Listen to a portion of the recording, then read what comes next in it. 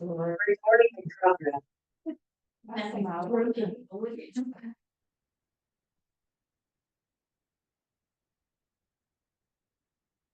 So I'm all set then on my side.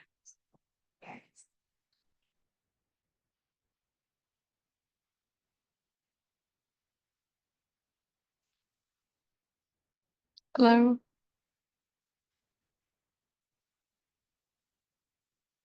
Somebody raise their hand. You'll take care of all that administration.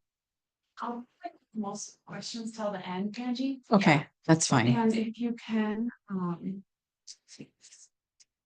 kind of, if I have a question that I state from Zoom, if you can kind of repeat the question, because they'll hear you. And Okay, so you'll ask me and I repeat it. yeah. Okay. Perfect.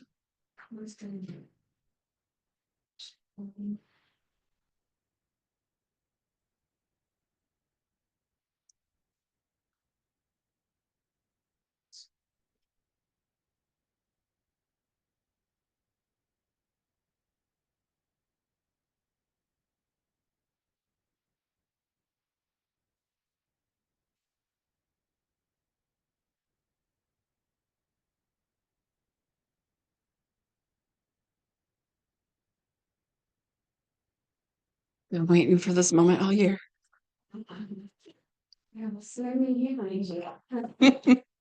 It's good practice, right?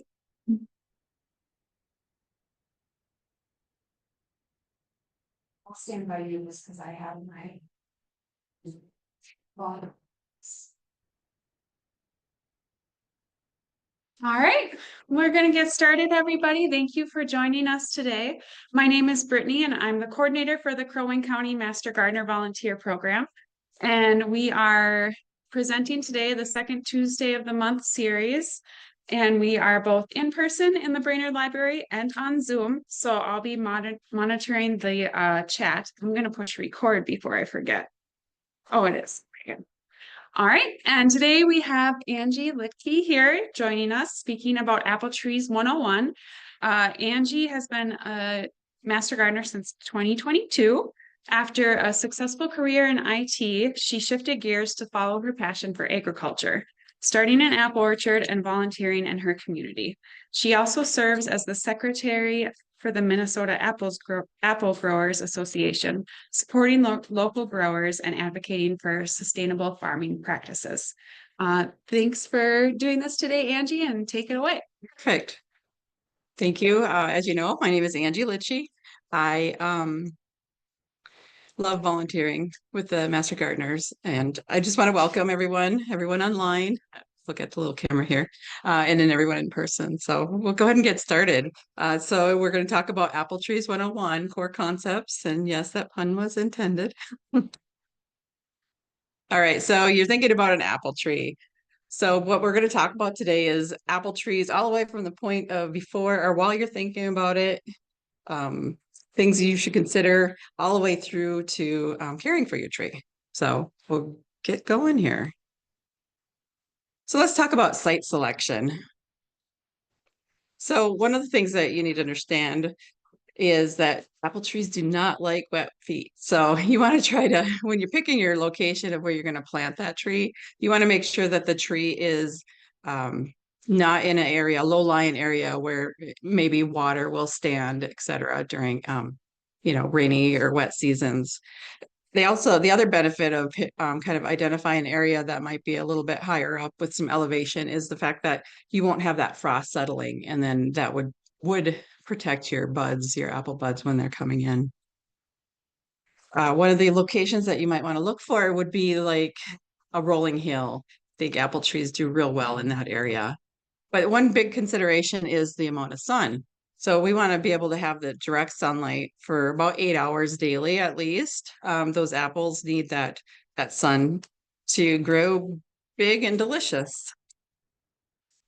So one of the things, this would be about 2 years in advance. One of the things that you'd like to, or should probably do, would be a soil test. You want to check what's the pH of your soil. The apple trees like it right around kind of a neutral range, 6 to 7-ish. So you should kind of determine what that looks like and then make any amendments as needed that you may need. The type of soil that apple tree does best in is a loamy soil. But I will share that if you have like a sandy loam or a sandy soil, that will work. You just probably have to water a little bit more. And then as far as like the clay or heavier soils, you might want to just just be a little bit cognitive of that water, making sure that you're not overwatering it. And one other consideration would be maybe uh, making sure that you kind of be aware of like where your utility lines are or possibly septic tanks and of course your neighbors. So those are always good considerations. So you've figured out where you're going to plant that tree, and now we got to select which tree you want to go with. So there's a couple different ways that you could start an apple tree. And this isn't really necessarily for you, but it's more information. You could start it from a seed. And just like humans, when we have babies, no two babies are identical, maybe twins, but they're definitely different personalities. Otherwise, it's through propagation. So through propagation, what we have is we have a rootstock and then we have a scion, also called budstock or cultivar. And basically they graft them together and then that will determine the type of tree we have. So looking at the scion or the cultivar, really that's the area of the apple itself. What we're looking at is what kind of apple are you looking for? Are you looking for an apple to make pies with, or do you want a fresh eating apple, or maybe something in the middle? So these are types of considerations that you want to do. Make sure that you have cold hardiness for your zone there. I did plant a couple trees in my place, and they were not rated for the right zone. And needless to say, they're not doing so well. So I anticipate I'll have to pull them. The other thing to think about is disease resistance. The University of Minnesota, the apple breeding program, they actually focus in on one of these traits as far as identifying disease resistance varieties for the backyard grower, for any grower for that matter. So these are good things that you might want to look at. And then looking at the rootstock, this is quite busy, but really we categorically have kind of three main types of rootstock: dwarf, semi-dwarf, and standard.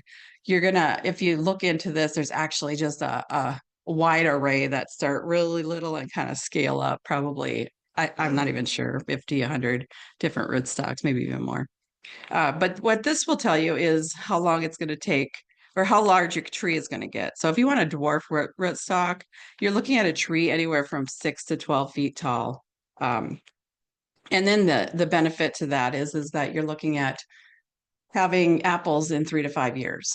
I will tell you that those little buggers like to try to produce early. So I would recommend pulling any of the flowers off in the first 2 years for sure, and let it focus on growth. So typically, dwarf rootstocks will have a shallower root. So you want it to be able to establish those roots and focus on its growth so it can support the apple weight. The other thing is you need to make sure that you're staking it. All three, I would recommend staking right away, but the stake for the dwarf tree would need to maintain to help again support those apples. The semi-dwarf, we're looking at a 12 to 20 foot tree. You could probably get by without using a ladder to pick those apples, but you probably have some kind of apple grabber or something to help pick those. You're looking at about a 5 to 7 year turnaround before you'd see apples on those trees.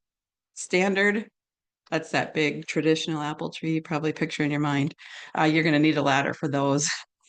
And we're looking at about 7 to 9 years on those trees. I actually planted some standard apple trees years ago before I really knew anything about apple trees. And gosh, I thought I didn't buy apple trees because they just weren't producing. And I eventually figured out that it takes a while for it to produce. So if you have an apple tree and it hasn't produced, that could be why.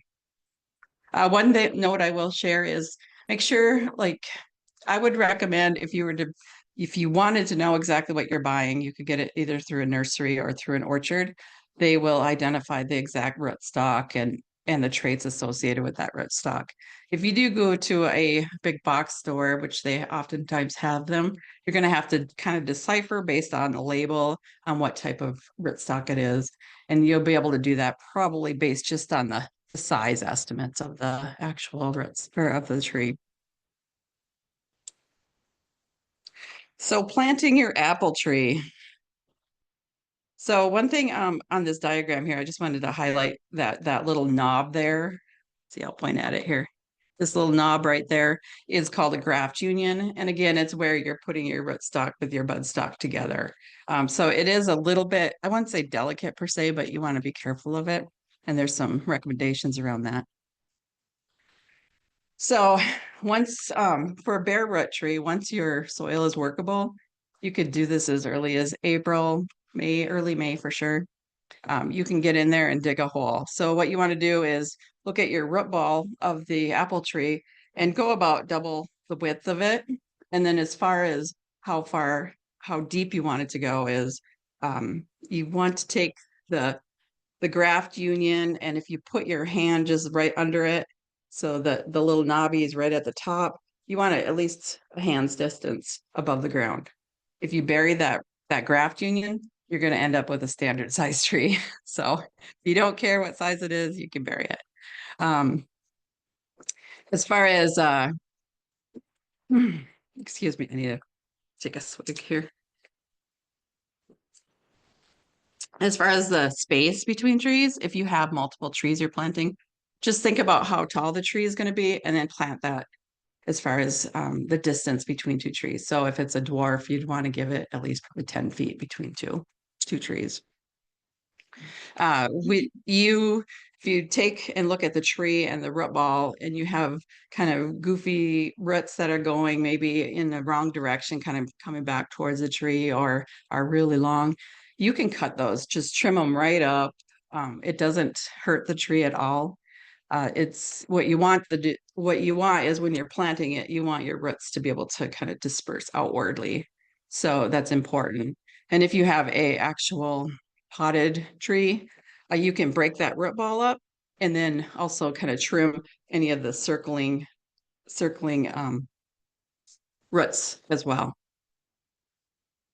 When you're putting in the putting it back into the hole, feel free to add some organic matter. I wouldn't go any more than a third of what you took out by refilling it with a third of organic matter. You kind of want to mostly put back in what you took out from the hole. I talked about the graft union. This is interesting. So you want that graft union away from prevailing winds. So in this picture, you can't really see it very well, but I do have some little pictures of a wind coming at you. So you kind of want it facing away. And that would ideally give it a little bit more strength. So if we did have some severely high winds, it would help protect that graft union from breaking. One really important thing is when you're putting the soil back into the hole, you want to tamp out those air pockets. So I would, literally just stand on top of, put all your weight on it and kind of smush it down and make sure that you get rid of all the air pockets. I think roots will tend to rot out if they have a pocket of air within it. And then what you want to do is make sure that you're watering it, especially right after you plant. It needs about an inch a week, ideally. If you're looking at new trees, that's really important. And then I think I mentioned this earlier, but making sure you stake your tree for protection. One other thing about potted plants is you want to plant those after the risk of frost is gone. So probably late May, June timeframe. All right. So fertility management. Let's see. I talked about the pH between 6 to 7, so it's fairly neutral. If you're going to have a shortage, it's nutrient shortage in the apple tree, more than likely you're going to kind of hone in on that nitrogen and potassium. So those are going to be probably the common deficiencies that you'll see. If you some of the other deficiencies that are more occasional would be your phosphorus, magnesium, the boron, manganese, and zinc. And then the rare Nutrient shortages would be your calcium, sulfur, copper, chlorine. I can't pronounce the next one. MO is the symbol. And then iron. So what you're going to want to do as far as your fertility management, when you're planting the tree, you can do a soil sample, identify maybe what your pH level is and where you might be light as far as nutrients. But what you should do is just broadcast like a general fertilizer, like a 10-10-10 by your tree. They recommend about a quarter of a pound or about 8 ounces. And then making sure that you're staying away from the trunk of the tree by about 6 inches. So wherever your roots are, you want to kind of spread them around in that area. And then every year, as it continues to grow, you can increase it by about a quarter of a pound, depending upon what type of tree you have. So if you, during the growing season, you might notice some issues. Maybe your trees are yellowing prematurely. Maybe you have a lot of June drop, which is your apples naturally just dropping, kind of thinning out. What you might have a deficiency in one of your nutrients. So again, recommended soil sample, check out where you're at with your pH. Another way to look for signs would be like your growth of your tree. So your trees that aren't bearing apples yet, they should have at least 12 to 18 inches of growth a year. Otherwise, if they are bearing apples, maybe 8 to 12 inches a year that you should see new growth on your trees. Apple leaves are also sometimes smaller. You'll notice that. And then you might notice disease and damage. Those could be tied to nutrients. It could be tied to, a pest issue. Fruit color, size, and firmness are also good indicators of lacking nutrients. So one of the things I'd recommend is as you're trying different things, make sure you're documenting what you're doing. You can use our hotline or our email, etc. And, here's what I've done, and here's the situation. Here's a picture of my leaf. And we could probably, take a look and see if we have recommendations. There are some different advanced soil sampling out there where you can actually take your leaves and send them in and they can give you a very clear analysis of what's going on with your tree. I did leave a link for where you could do that because we don't do it here in Minnesota. You could check that out. I've not done it myself, so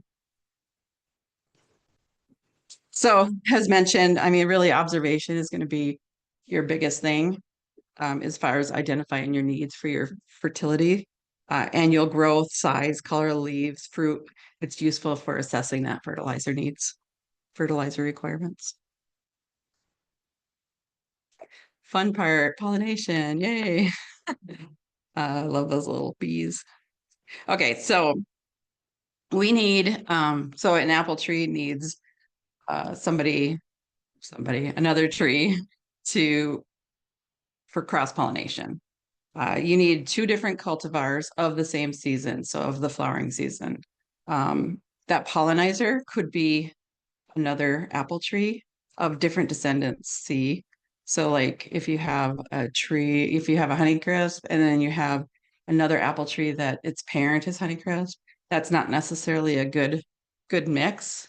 But if it's unrelated, then you can use, as long as they're in the same window of time for flowering, you can use that as a pollinizer. Otherwise, a simple crabapple tree would work for pollinization. You don't want to have your trees any further than 100 feet apart. So, a little bit closer there for those pollinators to get that pollen back and forth. And then once they do their job, we're going to have little fruitlets. So what you're going to find over time, especially as your tree matures, is more than likely you're going to run into a situation where you're going to have a lot of apples. And it sounds exciting and really neat, but I recommend don't, like, you have to thin. I let my tree last year just carry the apples, and even knowing what I know, yeah, it was disastrous results. I didn't really get a lot of good apples out of the tree. So why we want to thin apples would be our fruit quality.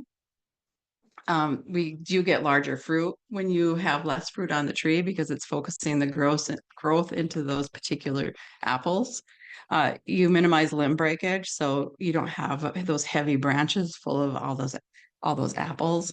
And then it also deters biennial bearing, which is basically, excuse me, your tree producing apples every other year. So if you're thinning out, you can almost promote or incentivize the tree to, in essence, have apples every year, which is most varieties, not all, but most. And then, of course, you can also minimize disease by thinning it out because you don't have as many apples in that canopy, kind of making it more airy and roomy for those apples to breathe and the proper sun they need. So how do you thin?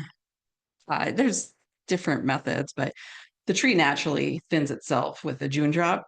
So you'll find the little tiny apples on the ground by your tree, which is okay. But so you want to thin when your apples are about the size of a marble.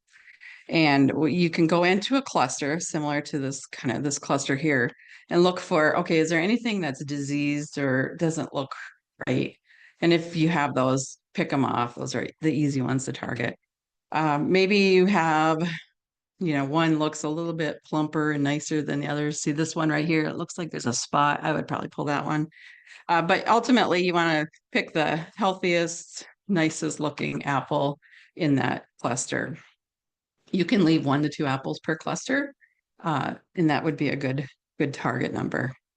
You'd also want to, based on each cluster on a branch, kind of stick with 4 to 6 inches between the clusters. So if you have a lot of clusters, you'll have a bit of thinning to do. All right, IPM or integrated pest management. There's a lot of information in this area, and I think this is probably where most people's questions lie. But really, you want to build your knowledge about the tree itself, the variety of tree that you have, what pests are common for apple trees, and then also really even looking at other things like beneficial insects. How can you build your knowledge in that? So once you kind of have this knowledge, you can start to be able to make decisions and then ultimately decide on what control you want to help minimize this. And just to note there, you don't have to do anything either. I think if you do some of these proactive measures I'll talk through, it might be just good enough. And like if you're just using your apples for baking and they're kind of a little disfigured or something, you're going to peel them anyway. Does it matter? But if you want that beauty, then you'll definitely want to make sure you're looking at some of this stuff. All right, so cultural practices. I talked about learning your common pests and the beneficial insects already, but pruning is a really important activity. Keeping that canopy open and being able to not have it too condensed so it doesn't harbor the disease and such. When you are pruning, make sure you're sanitizing your tools, especially between trees. Keeping your orchard floor or around your tree floor clean. You want to get rid of last year's debris of any pruning clippings or any mummified apples or potentially even just leaves because they could be carrying spores from last year. So you want to just get them away. Oh, let's see here. Removing weeds. Weeds promote like rodents. So if you keep the weeds down, one other thing, this isn't related to IPM, but with weeds and new trees, it competes with the roots of the tree. So keep your area clean of ideally anything. You could probably put some mulch down there, but there, I have it next. Mulch your trees, but you do want to keep the mulch away from the bark of your tree. Just so it's not going to make a clear path for those rodents if they happen to get in there. Resistant varieties, we've talked about that. Ensuring good drainage, maintaining your soil health. monitoring the health of your tree, and then also scouting for pests, which is its own thing. Some of the physical things that you can do, if you have a problem with deer, you can put fencing up. You can put a fence just right around your tree, and it'll protect a good portion of, if not all of your tree. Tree guards are good for your little rodents and rabbits, especially in the wintertime. Traps and bait stations, netting, which I think is kind of fascinating. It serves multiple purposes. You can use netting for hail protection, and then it also actually helps with minimizing some of the pests. I think the University of Minnesota is doing some studies on those, so I'm really interested to learn more on that. I know some of our master gardeners here actually do the fruit protection bags, so they put them around the actual fruitlets, and then they don't do any chemical program or anything, which I think is fascinating. I can't imagine putting apple or little bags around all my apples, but hey, it's good stuff. Um, and then as far as like birds go, you could do bird repellents, scare eye balloons, decoys, air dancers, just the things that make noise or movement, keep them or try to distract them or detract them, I should say. Biological things that you can do, beneficial insect garden. You can plant one in the area to promote those good insects. And then you can also release your own beneficial insect gardens. They're not gardens, insects. I think it's lacewing is a good one for aphids and mites. So if you do a release of the eggs, they could naturally take care of those versus having to spray for them. And then chemicals. So again, there's just a wide array of things that could potentially happen. So really it's about understanding your trees, the pests and diseases, and then really identifying setting action thresholds. One thing I didn't mention with the traps is you can set up traps for some of the key insects that you might be monitoring for. And then based on the quantity of insects you're catching in those traps, then kind of that's your threshold. Then you can identify a plan to moving forward with that. So if you do choose the spray, you want to make sure you're using targeted applications. So focused on your pest and then at the right time. Which kind of goes into the next one with protecting the pollinators. There's a right time as far as you've got your threshold of the pests and you can spray based off of that, but you also have the time of day. So you want to protect your pollinators and do it late at night, probably with your little hat on or something, your light. And then of course, read and follow your label instructions. It's just so important. If you happen to do a spray program, I will share that it's typically tied to the stage of the tree from dormancy all the way through the season at various stages. So that kind of goes back to the whole targeted application at the right time, knowing when to spray what particular chemical. One last comment on this topic. There is also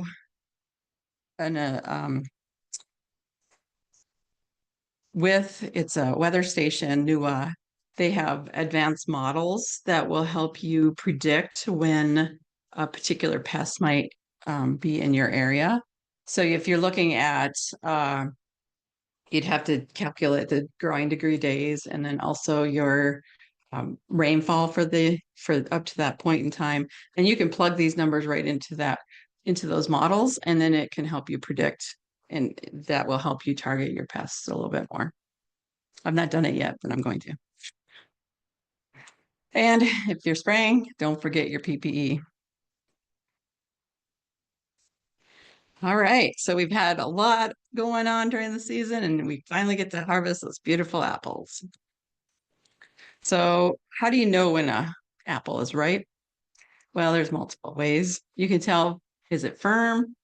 The color of it, apples tend to have more of a yellow background, and then they start to turn, or more of a green background, and then they start to turn yellow with the red overtones.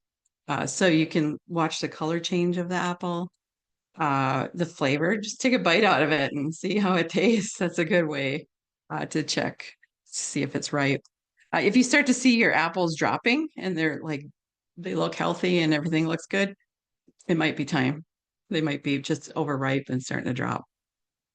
Um, with some varieties, you can tell based off of seed color. So if you cut the apple in half and check out the seeds, the darker the seed, the more ripe it is. Ease of picking. So the lift and twist method. If you get in there and it's not, you do the lift and twist and kind of pull back down and it's not doing anything and you're kind of tugging on it and it's probably not ripe. So you could probably just leave it.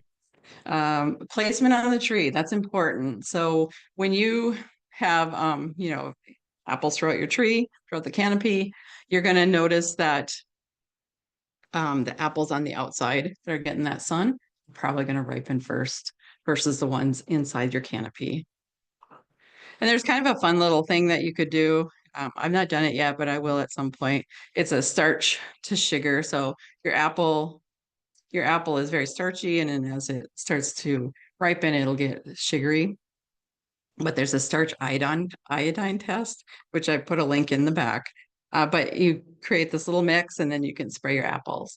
And based on the color of it, there's like a little chart kind of down here. It will tell you how far or how ripe it is, which I think is kind of interesting. All right. Did you know that you don't have to wait for a frost for your apples to ripe? I've heard that quite a few times. And I think oftentimes we have later varieties of apples, which kind of coincide with the frost, which we don't necessarily need the frost for the apple to ripen. All right, how to harvest your apples. You want to handle your apples with care. I talked about the lift and the twist.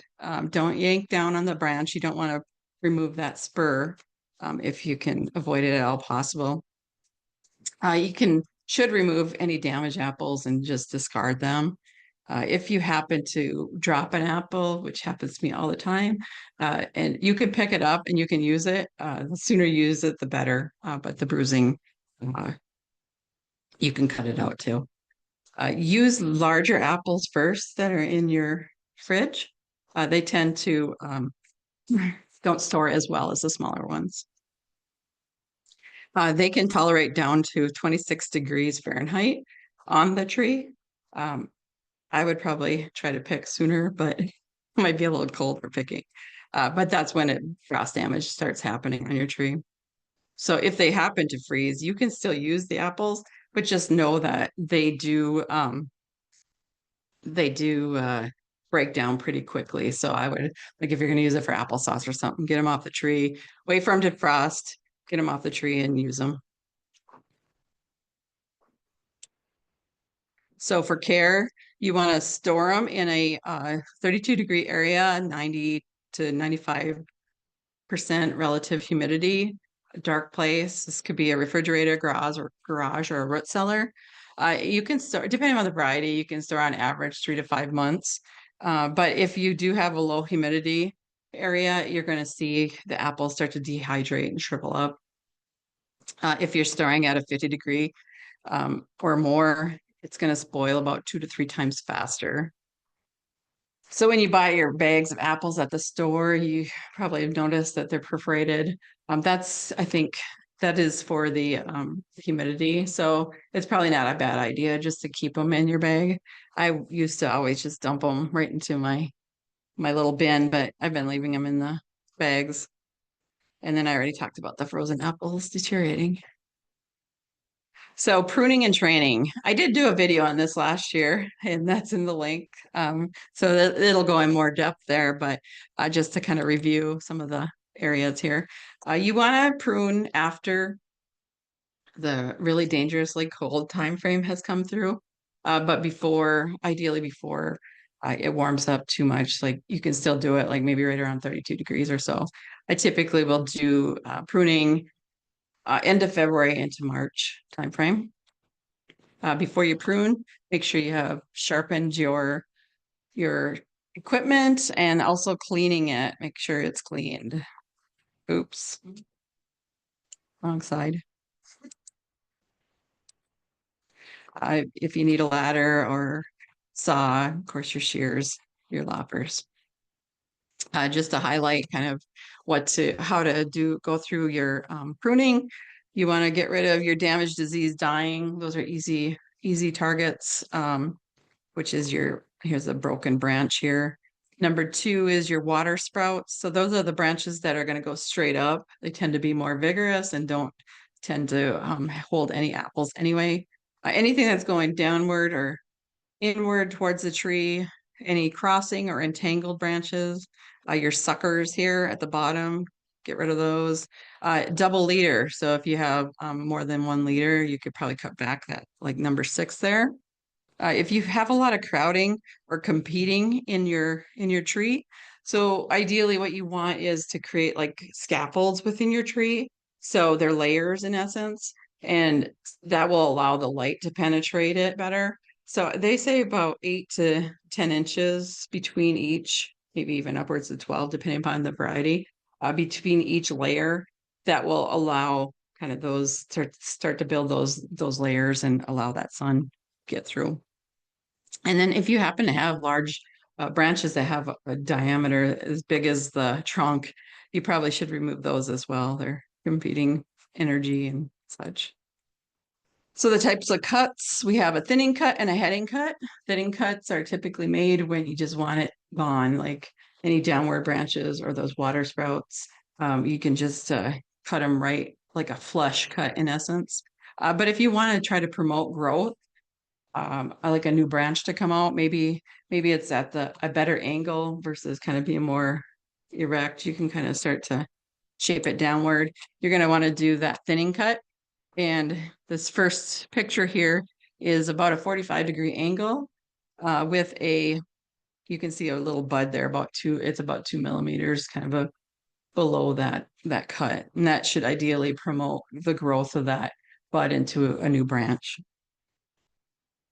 And try not to take any more than 25% of your tree off during the season.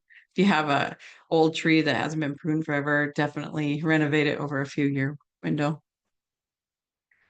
So again, looking at the branches, the angles of the branches are important. And this goes to the training piece. So in essence, when you're pruning, you're training, but you can go further with your training.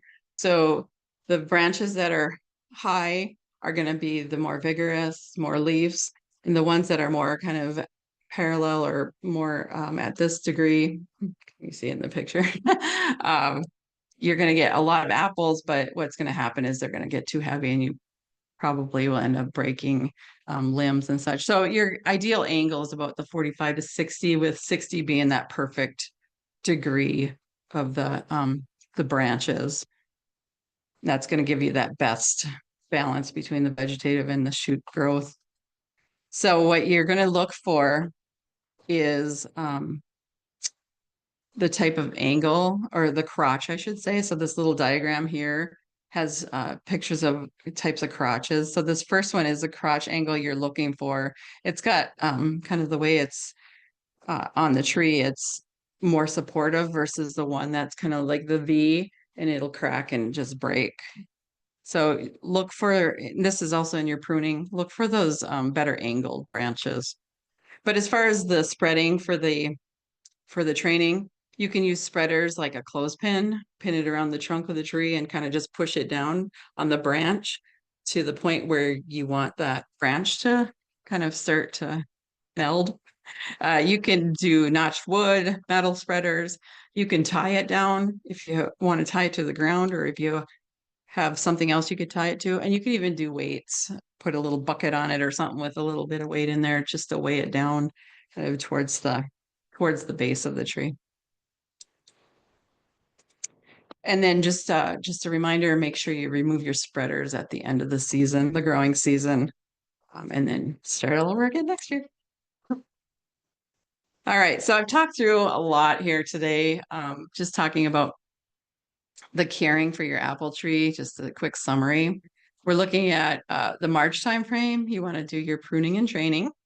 You can look for vole and deer damage if you happen to have like a tree that doesn't have a guard on it, maybe you add the guard or whatever it may be. In April, you can start planting those bare root trees if the ground is workable, otherwise into May. Uh, in May, if you didn't have that growth that you were looking for last year on your tree, that'd be a good time to add some compost or your general fertilizer as well. In June, this would be a good time to plant your potted trees. Monitor, this is probably key to start monitoring for that disease and insect symptoms for your scouting. And then July would be a good time to start your thinning. May through October, if needed, water your tree that inch a week. And then, of course, August through October, harvesting those apple trees and baking your pies and all that good stuff. And then October through November, you want to do your orchard cleanup. So that's where you can get in and pick all the old apples that were left and get rid of the leaves and whatever else is needing to be done. And that is what I have for you today. What questions do we have? Yes. Let's say on an existing tree that's been there for years, do you go the soil as far out as the drip line of the tree? That's a good question. I would say you would definitely want to go out a ways from the tree, probably where the drip line is. So maybe even 4 different collections Yeah. in one sample? Yeah, I think that would be a good idea. And you can kind of mix it up a variety of the area. How often do you fertilize them during the season, or just first time in the spring? Typically, you just fertilize once. Like I said, if you're seeing some issues going on, I would start investigating it, and maybe it needs a foliar application of some kind of fertilizer or something that would help.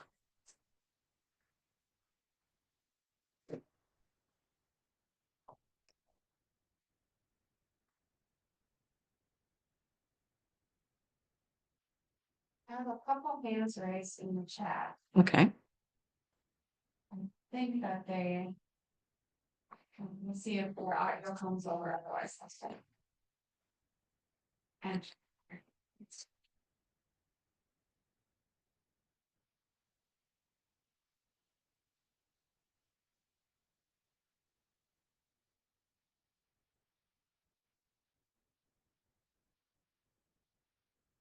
And one question is it too late to prune if we are seeing very small buds?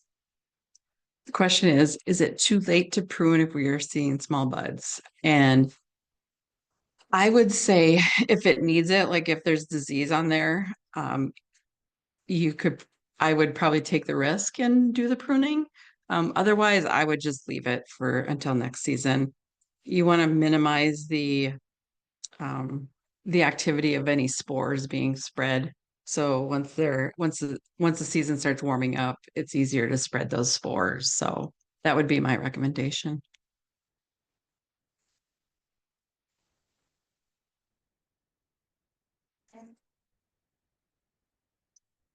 Any other questions? I'll see if there's not.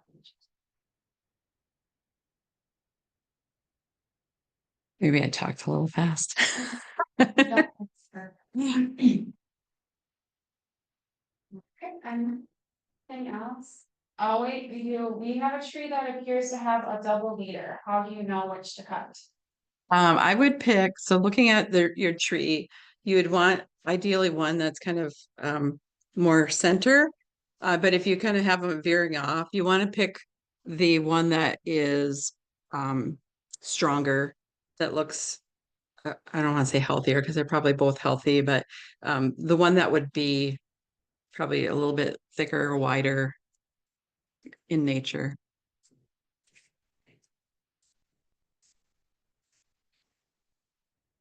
I do have just a couple. Oh, yeah. Yeah, it's just the slide here with our information. So I just wanted to thank everybody for your time today and listening to us. You could follow us on Instagram or Facebook if you're not already doing so. There's a lot of great information shared through those avenues. Otherwise, if you do have a question, you can call our hotline or email us, and we can get back with you for more information. Thank you, Angie. Yes, thank you. Oh, okay, yes. Cocoa fiber mats around the base of the tree, is that okay? Yeah, I think that's fine. All right, thank you everybody for coming. Next month will be in May, the second Tuesday, I think that's the 13th, and we'll have Jennifer Lee presenting on deer and rabbit proofing your garden. So that will be a good one. And I forgot to have the sign-in sheet out when you guys came in. So if you want, I will send a recording link, and Angie also will share her presentation. Her PowerPoint, so if you want to sign in and write your email, I sent it's right on the table by the door. Perfect. Thank you very much. Thanks again. Thanks, Angie. Thanks for coming, everybody.